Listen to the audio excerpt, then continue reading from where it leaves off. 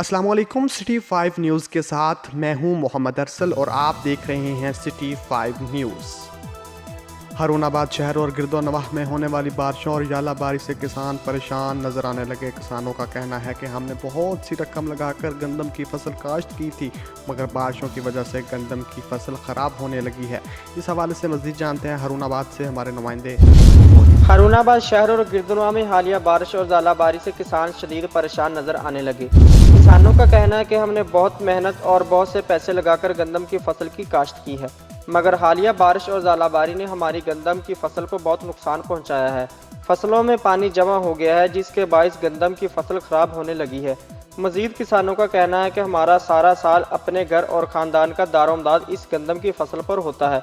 गंदम की फसल फरोख्त करके इससे हासिल होने वाली रकम से हम अपने घर के अखराजात और बच्चों की शादियां और बाकी तमाम ज़िंदगी की ज़रूरियात पूरी करते हैं, मगर इस दफ़ा बारिशों की वजह से गंदम की फसल ख़राब होने से हमें बहुत नुकसान हो रहा है।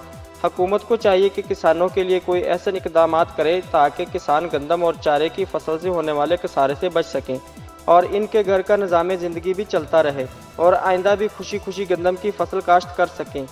कैमरामैन मुजफ्फर अली साहर के साथ अरशद अली गौरी, हारूनाबाद। हालात हादसा की खबरों से जुड़े रहने के लिए हमारा पेज ज़रूर लाइक कीजिए। मोहम्मद अरसल को इजाज़त दीजिए। अल्लाह निगहबान।